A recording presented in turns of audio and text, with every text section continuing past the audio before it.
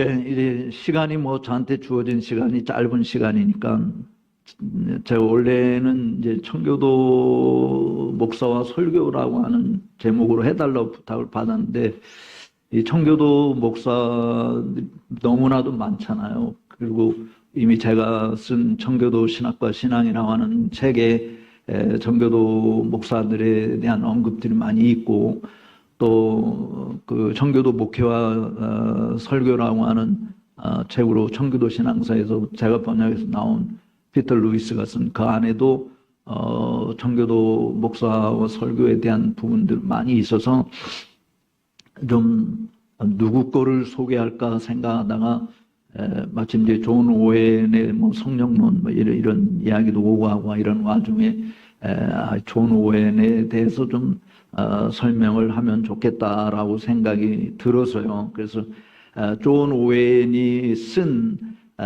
책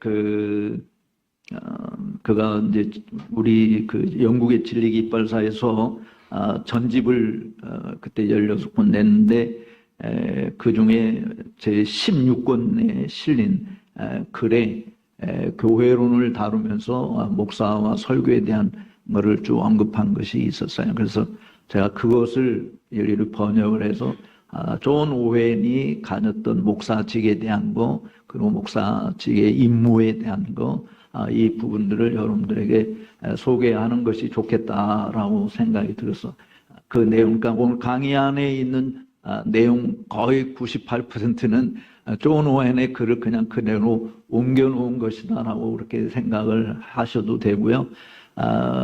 그리고 이제 뒤에 부록으로 제가 존 오웬이 실제로 어떻게 설교했는가, 목사 안수식에서 설교를 했던 내용을 또 한편 그냥 여러분들이 존 오웬이 이렇게 성경을 보고 풀어가고 전달했다라고 하는 것을 실질적으로 보여주기 위한 샘플로 또 하나 더 번역해서 옮겨 놓았습니다. 그러니까 여러분이 그 부분을 잘 보시면 좋겠다 생각하고서 저는 뒤에 설교 부록은 그냥 남다르고 앞에 있는 강의 16조까지 제가 16페이지를 쓰는데 보니까 이제 서무 목사님 강의하는 글씨가 커가지고 환하게 잘 들어오는데 제가 강의하는 글자 포인트가 10으로 돼 있어가지고 여러분들이 좀 읽기 좀 부담스럽겠다는 생각이 들어요. 그래서 어쨌든 글자 포인트 10으로 해서 16장을 해놨는데 잘 읽어보시면 좋겠습니다. 뭐 서로는 빼고 오웬이 바라본 목사직에 대해서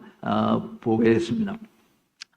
교회의 직분자들은 뭐 오웬뿐만 아니라 개혁교회에서 전통적으로 또 장로교회에서는 특별히 목사와 집사라고 하는 그 전통의 두 가지 직분에서 일반적으로 당시 17세기는 감독 또는 목사 또는 장로 이렇게 이야기하고 또 하나는 집사로 보는 것입니다.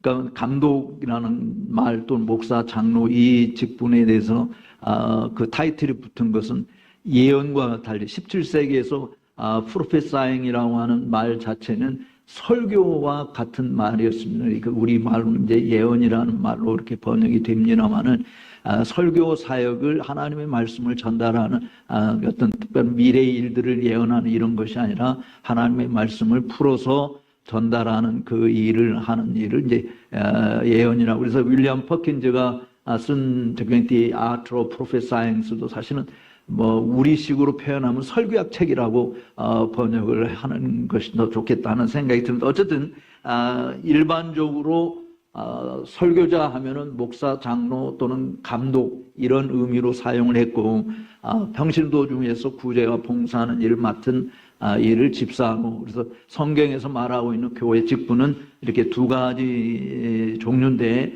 그 두 가지 중에 첫 번째 장로 또는 목사라고 이야기하는 이 직분에 대해서도 두 기능으로 나눠서 전자는 티칭 미셔너리, 티칭 파스터라고 이야기하고 또 후자는 룰링 엘더라고 이야기하니까 목사, 감독 이 부분들은 가르치는 우리 헌법책에는 강도 장로라고 그렇게 번역했는데 그렇게 가르치는 그 권세를 위임받은 사람, 그래서 목사라고 가르치는 장로라고 이야기했고요.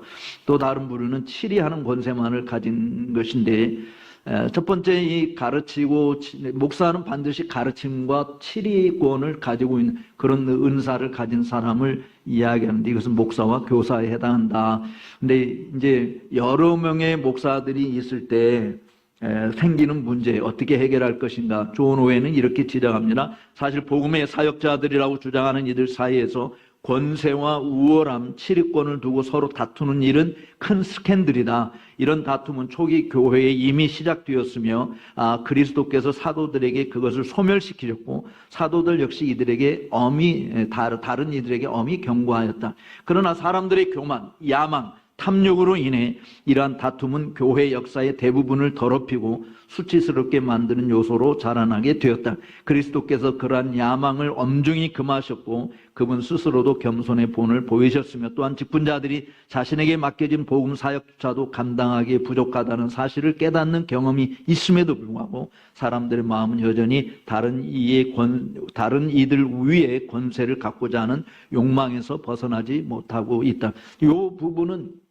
이게 이제 당시 17세기에서 가장 논란이 많이 되었던 이 감독 정치냐, 장로 정치냐, 회중 정치냐 라고 하는 이 부분에 대해서 다루면서 감독 정치가 나오고 감독 정치와 같이 방불을 했던 것이 로마 가톨릭의 교황 정치인데 교회 안에 한 사람의 수장이 있어서 그 수장 밑에 모든 목사가 예속되어 있는 이 부분을 교황 정치도 강조하고 감독 정치도 강조하는데 이제 장로 정치나 회중 정치에서는 아니다. 모든 목사들은 다 그리스도 안에서 누구도 우월권을 가지거나 열등함을 가지고 있는 것이 아니고 그리스도 안에서 다 평등한 지위를 가진 것이다라고 하는 이제 이를 이야기한 것입니다.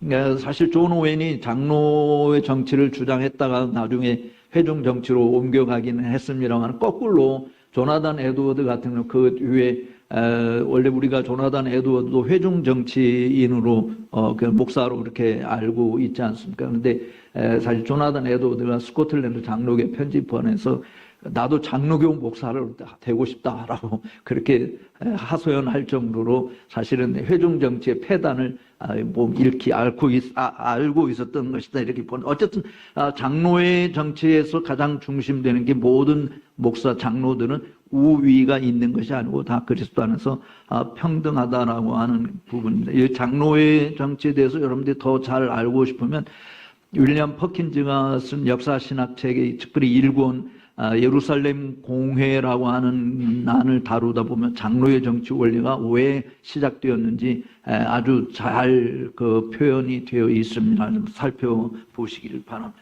어쨌든 지금도 우리 장로교 안에 목사의 우위권, 누군가가 우위에 있다라고 하는 것을 말하진 않지만 우리는 하여간 이 유교의 영향을 받아서 그런지 몰라도 총회장이 되고 노회장이 되면 마치 목사들보다 다 우위에 있는, 또 실질적으로 현실적으로 보면 총회장을 지낸 사람도 증경총회장, 노회장 지낸 사람도 증경노회장 해서 대우가 달라지잖아요. 대우가 뭐 노회마다 다르겠습니다만 제가 속해 있었던 노회도 보면은 증경한테는 따로 노회 모일 때도 보면 거마비가 따로 나오고 총회에서도 증경 총회장들한테 또 따로 이렇게 그러니까 대우가 다르기 때문에 마치 굉장히 우리가 좀 우월한 위치에 있는 것 같이 또 실질적으로 교회에서 일반 평범한 목사를 초빙해서 예를 들어서 뭐 임직식에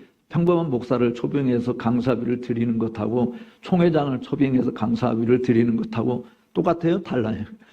상식적으로 그냥 여러분 다 알다시피 그러니까 대우가 다르다 보니까 우리는 자꾸 장자리를 차지하려고 그랬는데 이 장로회 정치에서는 그런 대우가 사실 하나도 없습니다. 스코틀랜드에도 보면 뭐 노회장이라고 해서 총회장으로 해서 그냥 그 회의 모일 때만 장으로 있는 것이고 끝나면 다 똑같은 건데 우리는 어쨌든 좀 다른. 그래서 제가 학교에서 가르치면서 장로교에서 가르칠 때 한국 교회에는 진짜 장로교는 없습니다 이런 이야기를 한 적이 있었는데 뭐 지금도 외에는 아니라고 생각을 합니다. 어쨌든 존 오웬은 이런 그 인간의 교만, 야망, 탐욕에 의한 인간적인 발상에 의해서 목사들 위에 있는 어떤 특별한 계급처럼 이야기하는 것에 대해서 이렇게 말합니다. 신약 전체에서 감독과 장로는 모든 면에서 동일한 인물들이며 동일한 직분과 동일한 기능을 수행하는 자들이며 질서나 등급에서 아무런 차별이 없다. 이거 아주 단호하게, 여러분들 이거 동의하시죠? 장로교인이 아니더라도 사실은 성경에서 우리는 이걸 동의할 수밖에 없어요. 그래서 그가 제시한 성경적 사례들은 디도서 1장 5절 7절, 빌립보서 1장 1절, 사도행전 20장 17절 18절, 베드로전서 5장 1절 3절을 근거해서 단언하는데, 호칭이 동일하며 그 이름이 모든 자들에게 공통적으로 적용되고 직무가 동일하며 자격과 성품이 동일하고 의무, 책무, 보상이 모두 동일하며 성경의 어느 본문에서도 그들 사이의 지위상의 불균형, 차별 혹은 우월성에 대한 언급이 전혀 없는 자들이다. 본질적으로 그리고 모든 면에서 그들은 동일한 자들이라고 말하지 않을 수 없다. 이렇게 이야기하는 것입니다. 그렇다고 교회가 성장해 다수의 장로들이 필요할 때 질서와 조화를 위해서 그들 중 한 사람이 교회의 모든 사안을 조율하고 지도하는 역할을 수행하는 것이 마땅하다. 이거를 존 오웬이 부정한 것이 아니에요. 여러 장로들 중 한 사람을 선발하여 대표자로서 우선권을 가지게 한다는 것은 필요한 것이지만 그 우선권이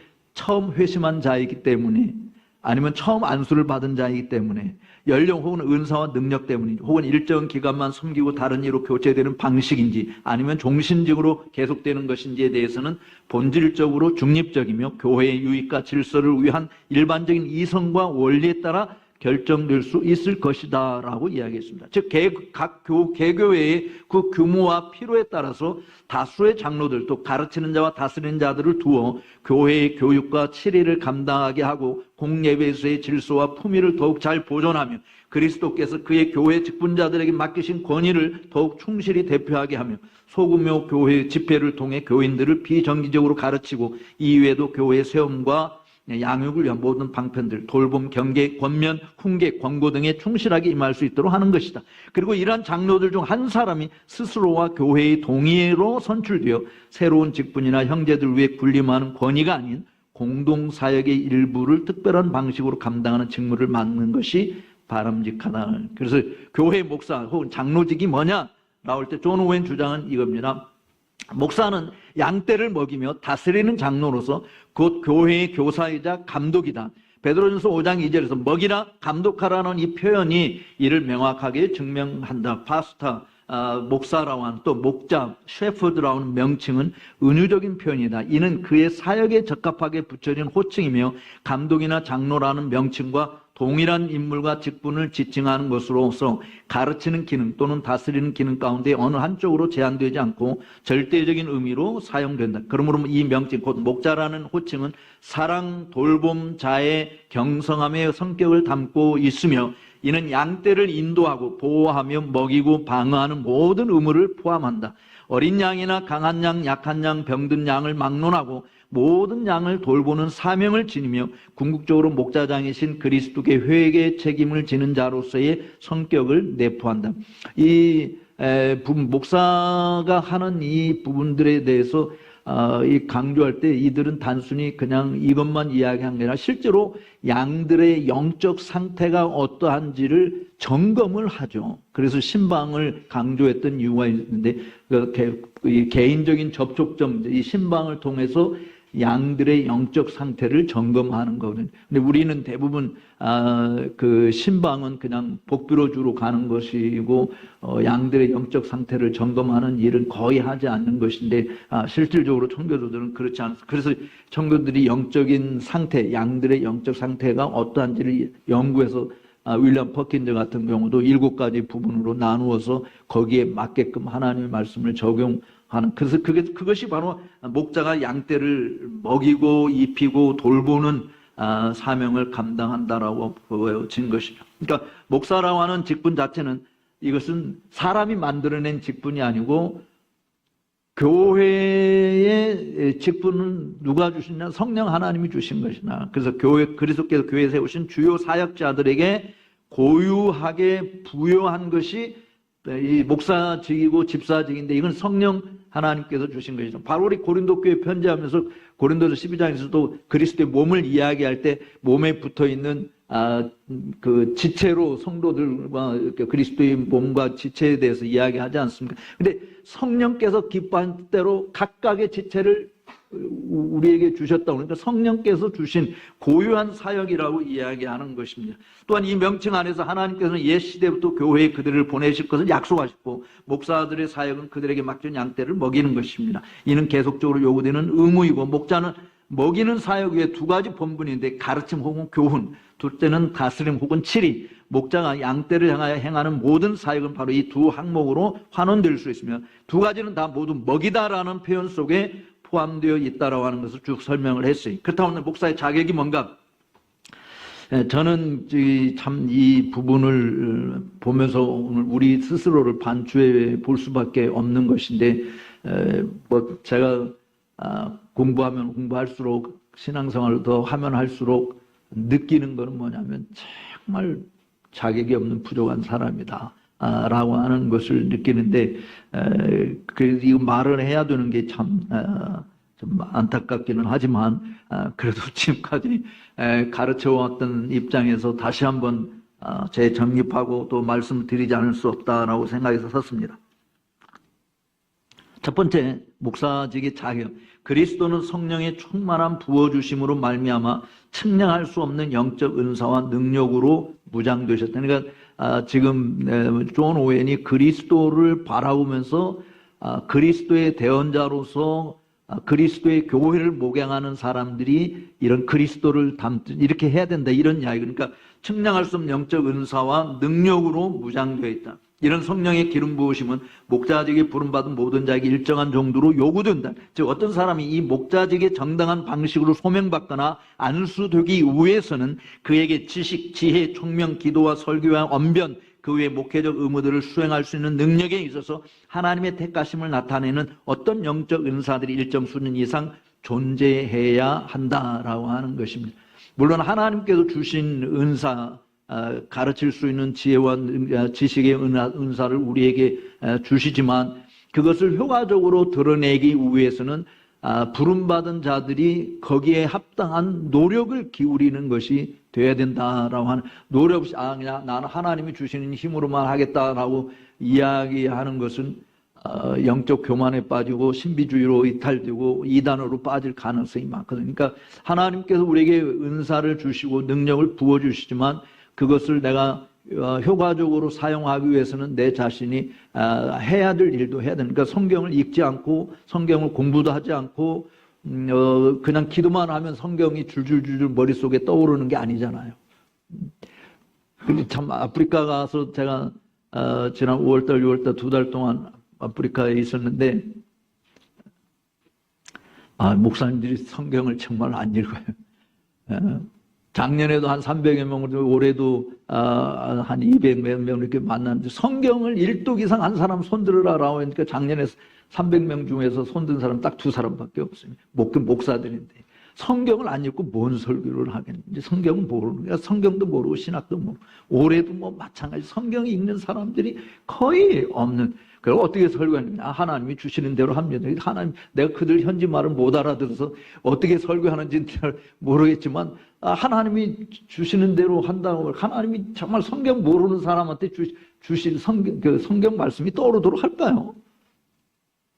물론 뭐 비상적인 상황에서 성령께서 능히 그렇게 하실 수도 있지만 어쨌든 본인들의 학업, 학습 능력 이 부분이 매우 중요하다. 둘째, 양떼를 향한 궁율과 사랑. 저는 제 마음에 가장 걸린 게 이 부분인데 정말 목사가 양들을 주님이 사랑하듯이 그렇게 사랑하는가라고 하는 부분에 마음이 많이 찔림을 받았어요. 목자직에 부름받은 자들은 그리스도를 본보기로 삼아야 한다. 목사직에 들어가는 자는 사람의 영혼에 대한 사랑과 함께 그 사역을 시작해야 하며 만약 그 직무의 수행이 양떼에 대한 사랑으로 생기를 얻지 못한다면 그는 일이이거나 싹군이거나 도둑일 수 있어도 참된 목자는 아니다.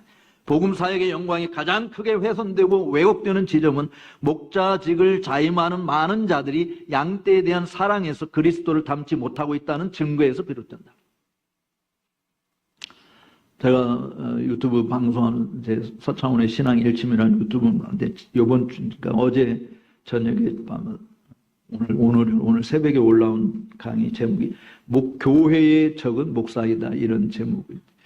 그러니까 교회를 망치는 자들도 목사고 교회를 세우는 자들도 목사. 의료계를 망치는 자들도 의사고 의료계를 세우는 자들 의사들이다. 정치계를 망치는 자들도 정치인들이고 세우는 자들도 정치인들. 그러니까 사실은 우리가 어떻게 하느냐에 따라서 하나님의 교회의 일꾼으로서 하나님의 교회를 정말 교회되게 풍성한 그리스도의 임재하심이 풍성하게 드러나는 교회로 만들어가느냐 아니면 사단의 회로 만들어가느냐. 그것은 목사한테 달려있는 교회의 적은 목사이다라고 하는 제목의 이제 글을 이렇게 유튜브 방송을 했었는데 정말 목자직을 자임하는 많은 자들이 양떼에 대한 사랑에서 그리스도를 닮지 못하고 있다는 증거가 복음사역의 영광이 가장 크게 훼손된다. 교회의 영광이 가장 크게 훼손된다.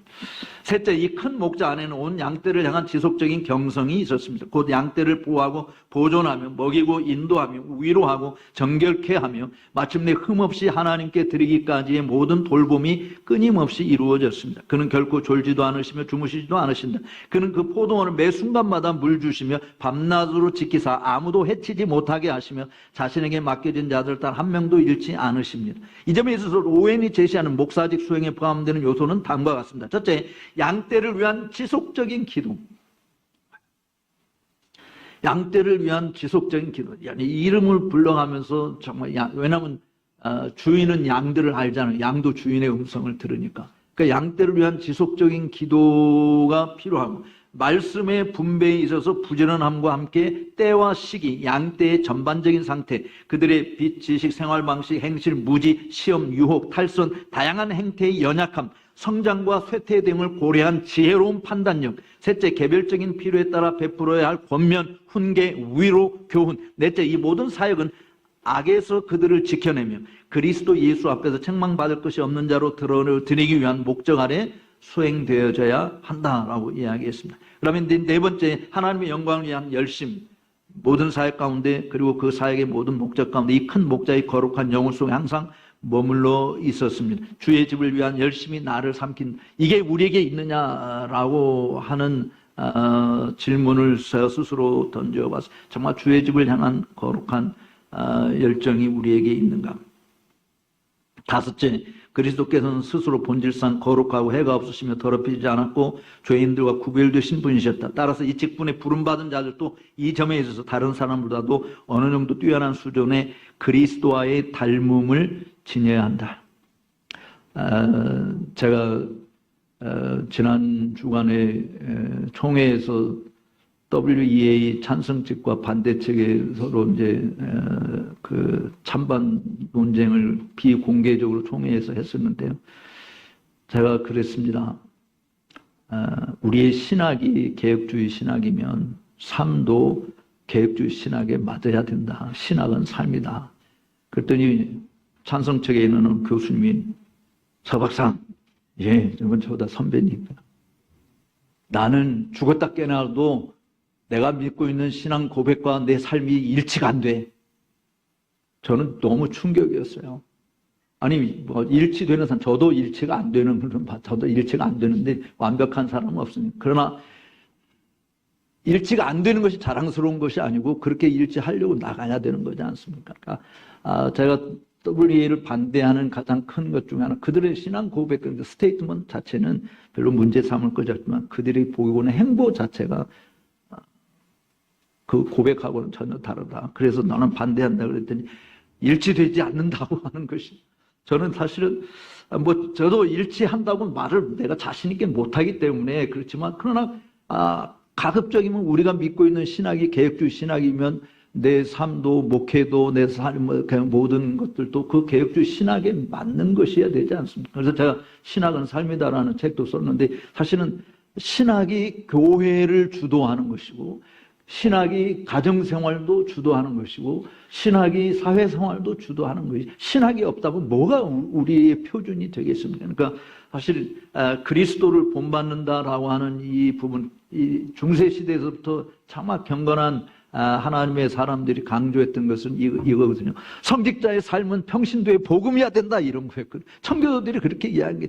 성직자의 삶은 평신도들의 복음이어야 된다. 그렇지만 오늘날 교회 목사들의 삶이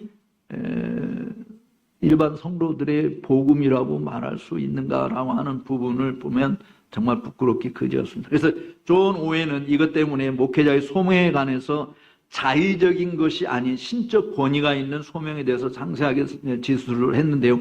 이 직분의 창시자인 그리스도께서 주권적 권세와 권위를 따라 이 직분의 교회에 부여하고 정하셨으며 설립하셨기 때문이다.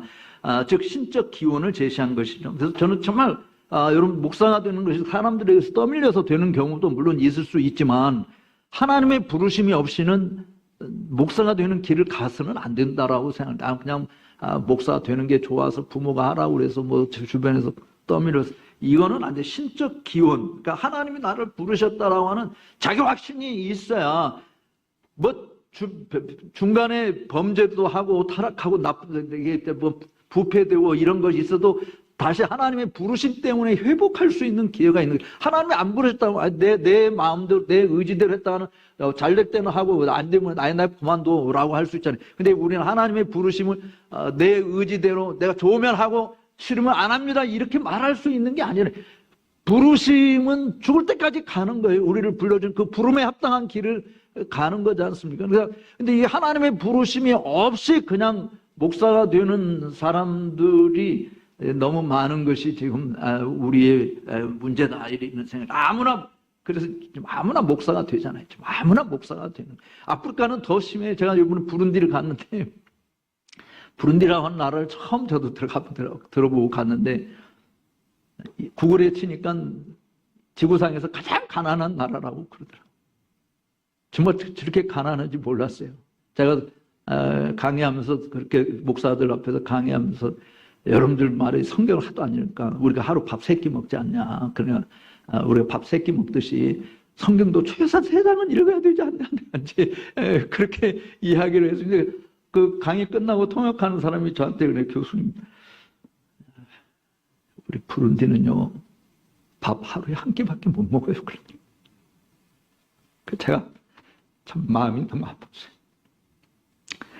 그냥 밥 3끼 먹는 것이 당연하다고 생각했는데 그건 먹을 게 없어서 밥 하루에 1끼 먹고 일반적으로 좀 괜찮은 사람들이 먹는 게 하루 2끼 먹는다고 그러더라고요.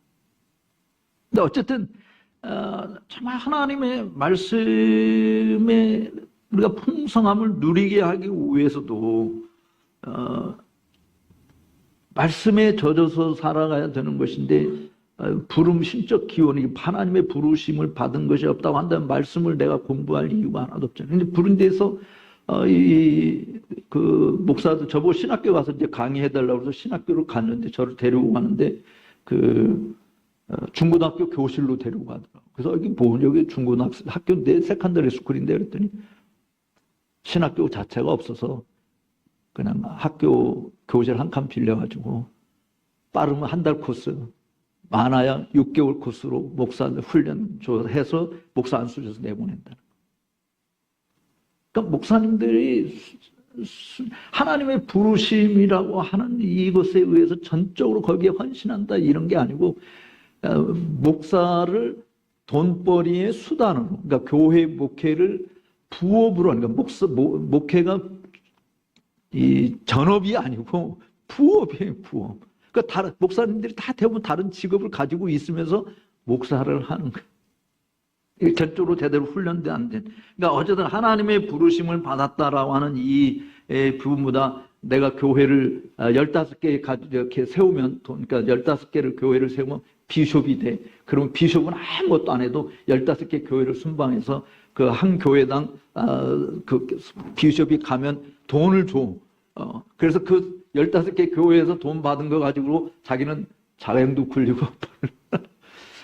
그러니까 비숍이 되게 많더라고요. 나는 근데 이게 어떤 형태인지 정말 가서 보고 놀랐는데, 제대로 된 하나님의 부르심이 아니라 돈벌이의 수단으로 교회를 이용하는, 오늘날도 많은 목회자들 중에 한국에도 정말 하나님의 부르심에 의해서 목회를 하는 분들이 대부분이라고 믿고 싶지만, 상당수는 먹고 살기 위한 방편으로 하는 일들이 있을 수 있다라고 하는, 어쨌든 교회의 목회직이라고 하는, 항존직이라고 이야기하는 것이 주님의 교회가 이 땅에 존재하는 항상 있어야 할 직분이라고 해서 있는 건데, 주님이 오실 때까지 정말 이 직분 수행을 위해서 교회 질서 유지, 치리, 그리고 덕수행은 모든 무게를 그의 이름과 권세로 주께서 삼으셨기 때문에 이 직분의 존속은 반드시 필요하다. 오늘 목사가 필요 없는 시대로 만들어가고자 하는 흐름들이 있는데, 여전히 하나님은 하나님의 교회를 위해서 하나님의 종들을 부르시고 세우신다라고 하는 것입니다. 그래서 이 직분은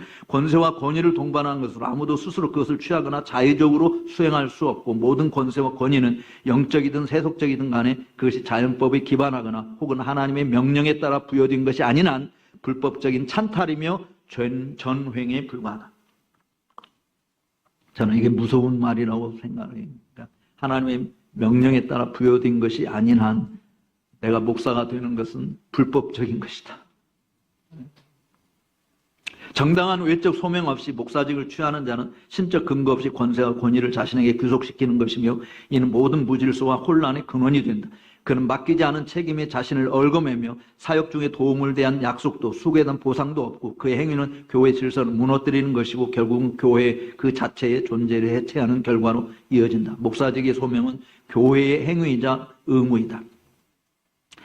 그래서 목사직 세움의 적법성을 이야기하고 있는데요. 이 적법성 좀 봅시다. 첫째는 앞에서 언급한 자기 눈에 띄고 있는지 봐야 된다. 교회는 알지 못하는 자, 곧 그 사람의 영적 상태와 일상 행실에 대한 아무런 경험이 없는 자를 그 직분에 부르거나 선출해서는 안 된다. 그는 초신자가 되어서도 안 되며 최근에 교회 온 자도 마땅치 않다. 그는 그의 생활과 행실로 말미암아 심지어 바깥에 있는 자들로부터도 선한 평판을 받아야 한다라고 하는 것 이야기했고요. 둘째는 목사직의 적법성을 살피는 방편으로 은사 검증을 들었습니다.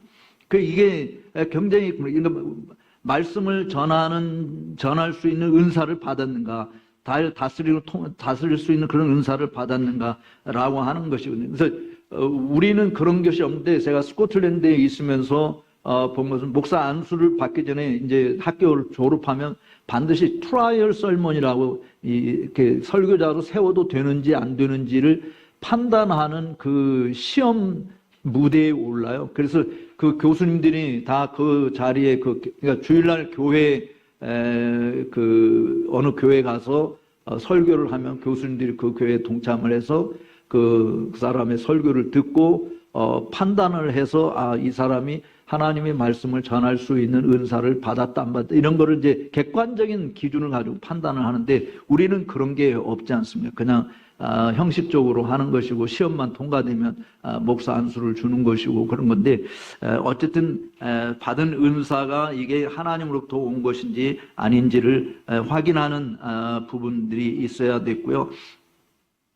그 외에 나머지는 여러분들이 좀 읽어보시겠지만, 좀 뛰어넘어서 결론적으로 오해는 목사직의 적법성에 대해서 네다섯 가지를 이야기하는데, 첫 번째는 그 직분의 제도 자체는 사도적 권위에 따라 정해졌고, 이는 예수 그리스도로 부여받은 충만한 교회 권세의 결과이다. 두 번째, 그러나 사도들은 그 권세를 교회가 납득할 수 있는 정당한 이유가 있을 때에만 행사했다. 세 번째, 이 행동은 사도들 중 특정 인물이 아닌 12사도 전체에게 귀속된 일로 기록되었다. 로마 카톨릭주의자들이 앞 사례에서 베드로만이 발언한 것에 근거하여 그 후속 행동이 베드로의 허락에서 비롯된 것이라고 주장하는 것은 전적으로 잘못된 억측이다. 네 번째, 당시 교회는 크게 확장되어 있었으며 이미 앞장에서 기록된 대대적인 회심으로 인한 것이다. 물론 그들 가운데 다수는 이미 각자의 거처로 돌아갔을 가능성이 크고, 이듬해는 유대와 갈릴리, 사마리아 전역의 교회들이 존재했다. 베드로는 그 모든 지역을 두루다니며 성도들을 방문하였다. 이 회심의 유일한 기록은 오순절 당시 예루살렘에 있었던 일이다. 하지만 여전히 많은 수의 교인들이 예루살렘에 남아있었다. 다섯째, 교회 전체 곧 형제들은 한 자리에 모였고 이는 사도들이 그들을 소집한 것이었다. 사도들은 교인들의 이게 중요한 일이 다섯 번째, 사도들은 교인들의 동의 없이 교회에 관한 어떤 사안도 결정하려 들지 않았다. 여섯 번째, 교회는 제한된 인간 안건 전체를 판단하고 승인하였으며 그 실행에 앞서 동의하였다. 온 무리가 이 말을 기뻐하니라. 일곱째, 사도들은 선택될 자들의 자격을 제시하였다. 여덟 번째, 이 자격 여부는 회중이 판단할 문제였으며 그에 따른 누가 이 직분에 합당한지를 전적으로 판단하는 권한이 회중에게 있었다. 아홉 번째, 사도들은 이 선택을 전적으로 회중에게 위임하였으며 이는 회중이 지닌 당연한 권리였다. 열 번째, 이처럼 선택된 이들은 그들의 선택을 받은 직분으로는 자로들로서 사도에게 제시되었으며 그들은 이들을 위하여 기도하고 안수함으로 그 직무에 따로 세웠다. 즉 오해는 교회 직분자 선출에 있어서 사도적 본보기와 실천에 엄격히 따르는 것이 그 이후의 공회나 교회들의 어떤 법령을 따르는 것보다 훨씬 더 안전한 길이라고 하는 것을 강조하고 있습니다.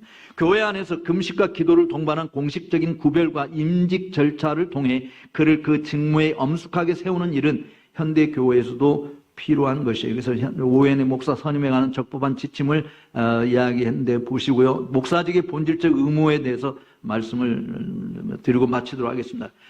이게 굉장히 목사직의 본질적 중요한 부분인데, 첫째는 말씀을 부지런히 전파함으로써 양떼를 먹이는 일이다.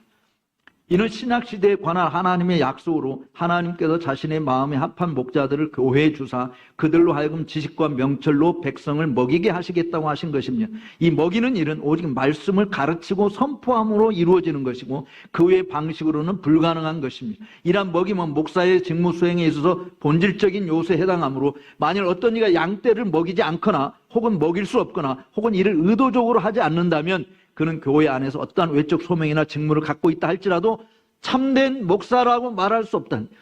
이거는 저는 누구의 말을 연상시키냐면 존 낙스의 말을 연상시키. 하나님의 말씀을 전할 수 없는 자를 강단에 세우는 것은 강단에 우상을 세우는 것과 똑같다 이런 이야기가 있거든요. 그러니까 지금 존 오웬이 이야기하는 이 부분, 그런 소명을 가지고 내가 목사로서 일을 해도 참된 목사는 아니다. 복음 전파의 사명은 베드로에게 위임되었고 이는 곧 그를 통하여 참된 교회의 모든 목사에게 주어진 명령이었다. 주께서 그 사명을 먹이라는 명령으로 표현한 것입니다. 사도들의 모범을 따라서 목사들은 모든 방해 요소로부터 자신을 벗어나게 하여 오직 기도와 말씀에 전념해야 하는 것입니다. 예외적인 상황이 있다고 해서 목사의 이중적인 문제를 우리가 생각할 때 특별한 사정이 있는 한 허용돼서는 안 되는 것인데요. 목양 일념의 길을 가도록 해야 하는 것이죠. 예외적인 상황을 규범으로 채택해서는 안 된다고 보는 것입니다. 주님의 양무리를 먹이기 위해서는 땀 흘림이 필요합니다. 수고의 땀이 필요해요. 복음의 비밀에 대한 영적 지혜와 통찰입니다. 이는 목회자가 하나님의 온 뜻과 그리스도의 헤아릴 수 없는 풍성함을 교회에 선포할 수 있도록 하기 위함인 것이죠. 하나님의 전 경륜을 어느 특정한 부분만을 내가 선호하는 특정한 부분만을 전하는 것이 아니라 하나님의 말씀, 기록된 말씀 전 경륜을 다 선포하는 일이 필요한 것이죠. 자신이 전하는 진리의 능력을 자기 영혼 안에서 경험하는 것이 되어야 됩니다.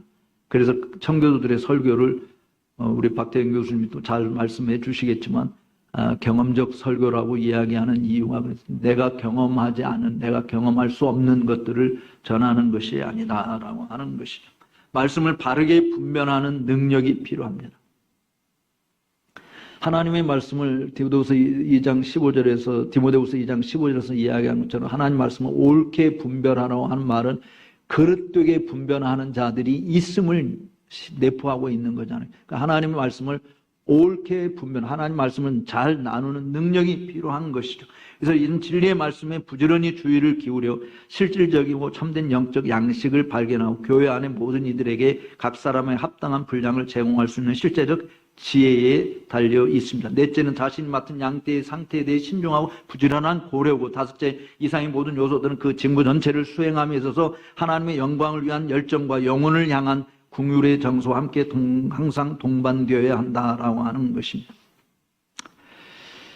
그러면 이제 크게 두 번째 목사, 그러니까 하나님 말씀을 부지런히 먹이는 이 양떼에게 하나님 말씀을 선포하고 가르치고 하는 일을 먹이는 것뿐만 아니라 두 번째 목사의 의무는 끊임없이 열렬히 기도하는 일입니다.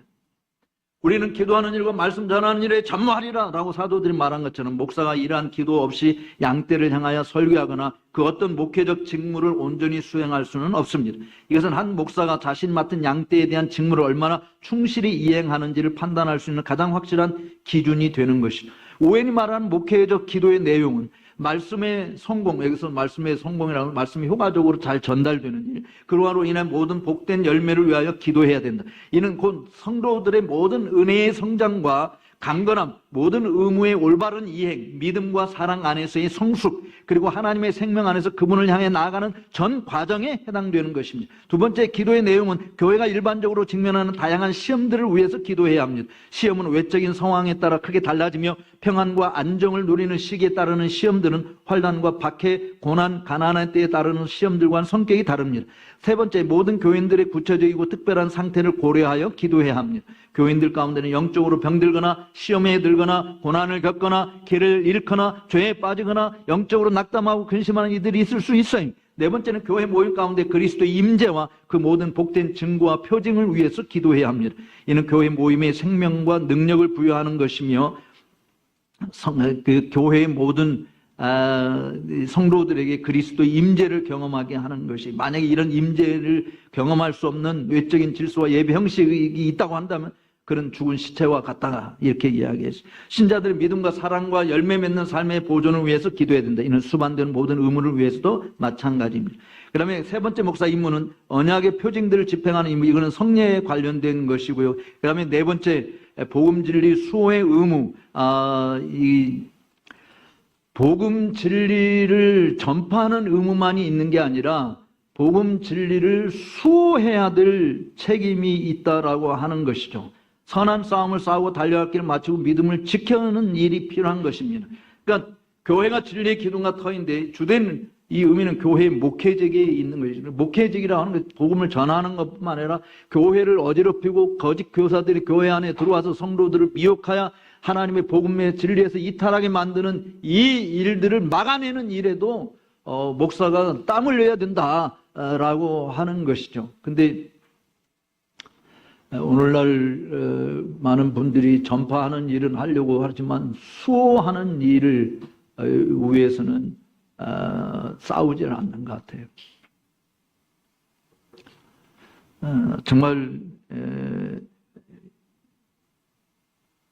이단 사상들이 뭐 처음부터 이단이라 해가지고 들어오는 경우는 누구나 다 알아서 막지만 오늘 개혁왕 예배 설교에서도 이야기했지만 사람들을 좋게 하라, 하나님을 좋게 하라 할 때 사람들을 좋게 하는 것을 아름답게 포장해서 오지 않습니까? 마치 하나님의 말씀인 양 이야기하는. 그래서 사람들을 선호하는 일들을 하는. 그러니까 예배도 하나님 중심이 아니라 사람들 중심이 되는 거예요. 저는 아프리카에서 하여간 교회들 갈 때마다 방방 뛰거든요. 바로 나와서 춤추고 노래하면 정말 성경에 저게 있는가 하고 이제 이야기를 가르치고 성경에 그런 게 없다.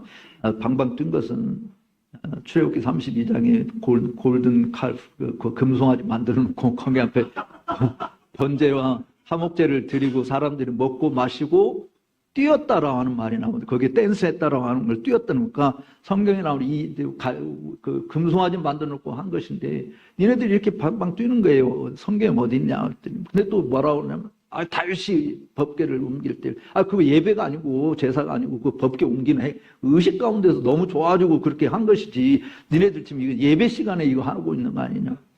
그런데 제가 정말 놀란 거는요.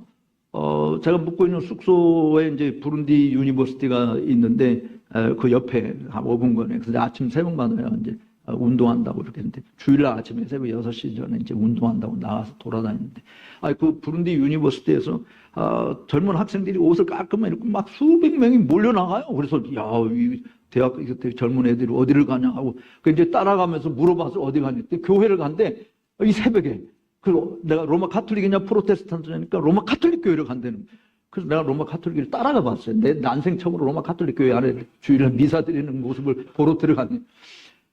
그런데 내가 충격받은 게요, 뭐냐면 앞에서 방방 뛰는 거 하나도 없어요. 악기 연주하고 막 노래 부르고 하는 거 하나도 없어요.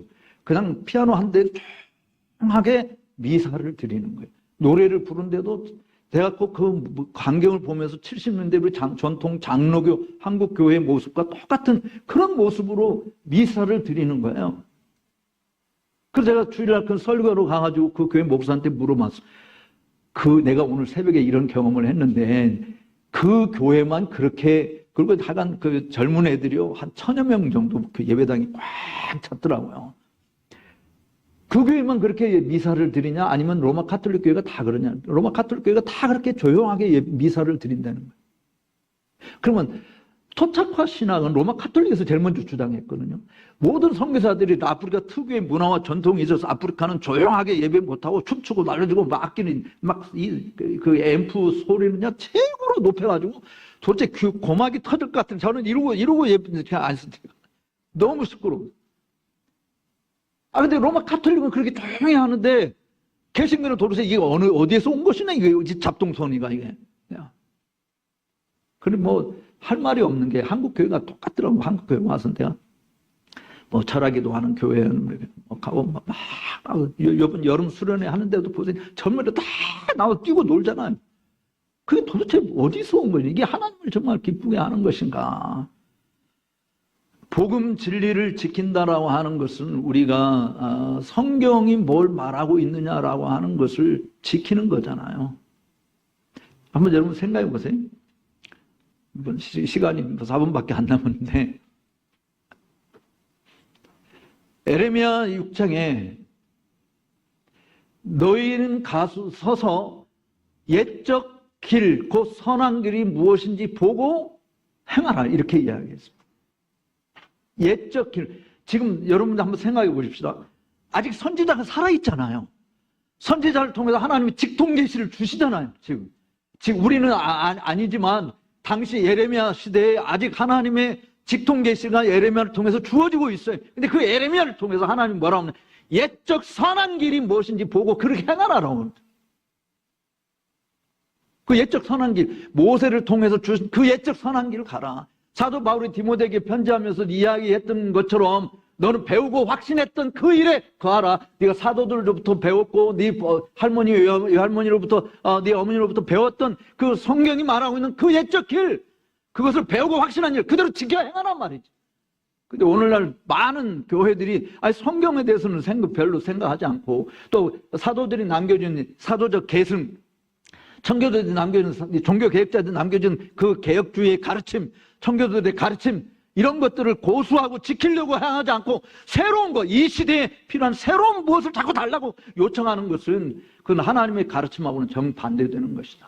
우리에게는 신구약 성경만으로 충분하고 그냥 신구약 성경의 정확 무호성만 말하는 것이 아니라 충분성도 이해해야 하는데, 오늘 하나님의 교회를 세우고 바르게 이끌어가는데 필요한 모든 도구는 성경을 통해서 하나님이 우리에게 주신 것이지 성경 외에 다른 무엇이 우리에게 필요한 게 아니잖아요.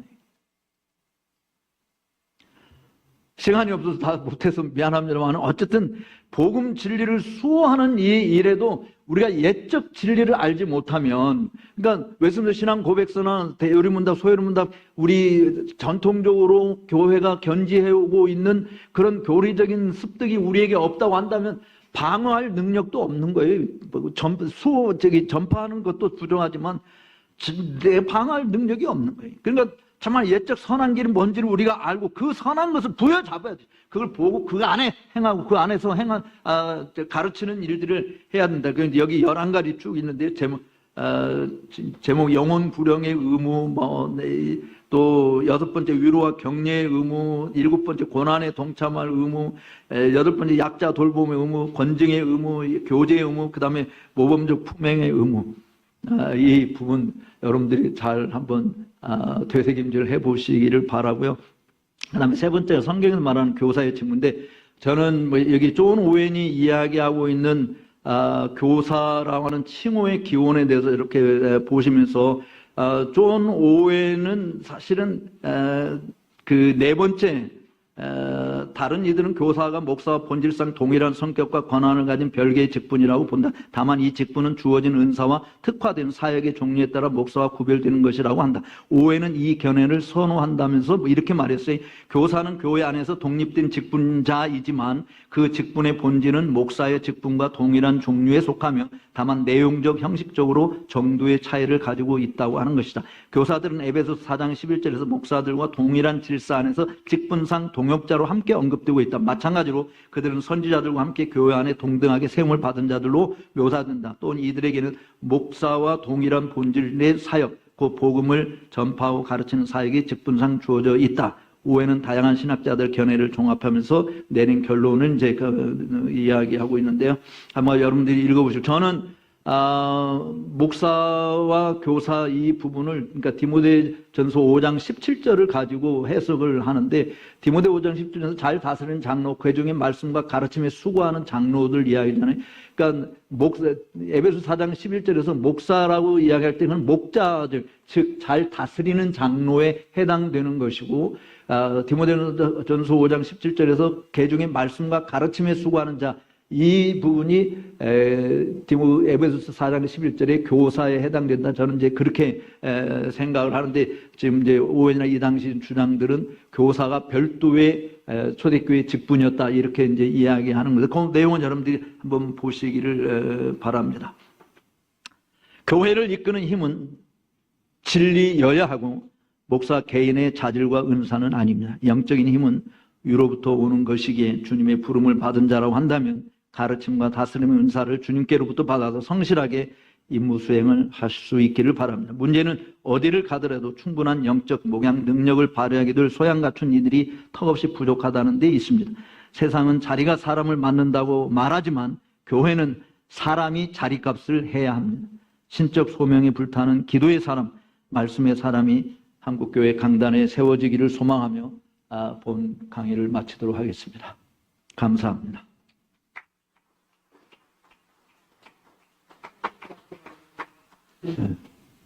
질문 없으리라고 생각합니다. 왜냐하면 존 오웬, 제 강의의 거의 98%가 존 오웬이 쓴 글을 번역해서 여러분들에게 소개한 것이기 때문에 질문하실 거 있으면 질문. 저는 정말 한국교회에 제일 안타깝게 여기는 것이 설교자가 없다라고 하는 것이거든요. 설교자 부재 시대에 살고 있습니다. 그러니까 로이 존스도 아까 서문관 목사님이 강의하면서 신학교를 안 간 이유에 대해서 이야기했지만 제대로 설교자로서 하나님의 말씀을 충분히 전달하게 하기 위한 학교들이 없다. 그래서 안 갔다 오는데, 그래서 당신이 직접 신학교를 세운 게 런던 세올로지컬 세미나예요. 제가 한국 사람으로서 1호로 거기 졸업을 했고요.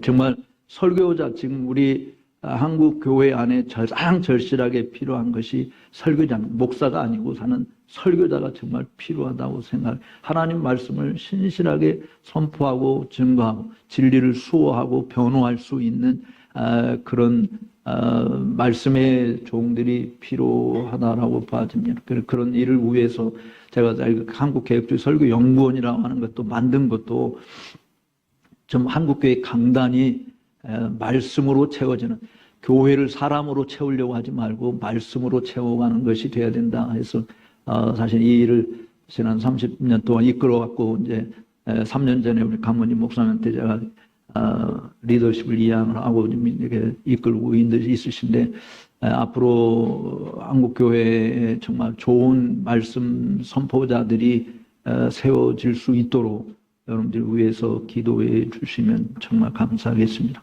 사실 신학을 그래서 공부 열심히 해야 돼. 난 머리가 안 좋아서 못한, 저도 저로 말할 것 같은 머리 정말 안 좋은 사람입니다. 근데 단순히 그냥 하나님의 부르심에 수정되려고 하다 보니까 공부를 해야 됐고, 그래서 유학도 갔다 오고 했는데, 어쨌든 공부하면 할수록 저는 아까 저 서두에 이야기한 것처럼 너무 정말 부족하다. 그런데 부족한 이런 사람을 하나님이 여전히 들어서 그저 하나님 방식대로 쓰시고 있으심에 감사하고, 그래서 자랑할 것은 하나도 없고 나를 불러주시고 세워주신 주님 외에는 자랑할 것이 없다. 그래서 복음의 일꾼은 우리는 가려지고 복음의 주인이신 주님만을 드러내는 그런 일에 일평생 잘 걸어갈 수 있는 우리 같은 동역자들 되셨으면 하는 바람입니다. 뭐 질문, 또 사무 목사님 또 질문을 또. 목사님 한 분만. 네네네. 아까 그런데 교회가 뛴다고 그랬잖아요. 네. 그 뛰는 교회 설교에 들여지는 시간이나 분량은 얼마나 돼요? 이제 제가 이제 통역까지, 제가 이제 영어로 설교하고 그 사람들이 그 현지 말로 이제 통역을 하니까 이제 설교 시간이 좀 길죠. 제가 좀 길게 설교하고. 근데 그들만의 예배는 30분밖에 설교 안 해요. 근데 뛰고 하는 일은 보통 1시간 반 노래 부르고 뛰고 1시간 반 합니다. 그렇게 뛰고 나서 설교를 이게 통역까지 앞에 30분이었어요? 아니, 통역까지 해서 1시간 했는데, 1시간 제가 통역이 없을 때 이제 그 사람들이 하는 예배는 보통 30분 설교한다고 그래요. 30분 설교. 뛰는 것은 뛰는 것은 1시간 반 정도 하고. 뛰는 것도 능력인데. 그러니까 그 사이에 나 뛰었다가 노래 불렀다가 뭐 사람들 나와서 뭐 왜 그런 거 아니에요? 우리 한국 교회도 설교 시간은 짧고 심지어 설교 시간을 30분 이상 하면 현대적인 설교가 아니다. 그 설교자로서 눈치 없는 일을 한다는 식으로 분위기가 되고, 이게 뛰고, 무슨 찬양계 경배에 뛰고 하는 것이 원래, 제가 신학교 들어갈 때 70년대에 있었던 건 아니에요. 좀 지나고 나서 있었어요. 그전에는 교회가 모이면, 찬송 부르고 설교 듣는 것이 주가 됐었어. 그런데 언제부터 뛰기 시작했어요. 근데 그 일에 가장 큰 공헌자 그 교회가 어느 거니? 온누리교회. 그래가지고 무슨 뭐예요? 찬양과 경배가. 경배와 찬양. 네, 경배와 찬양. 그게 해가지고 그러고 난 다음에 설교의 하향과 그것이 아주 밀접한 관계가 있어요. 지금도 계속 뛰는 교회에서는 오래 설교 못해요.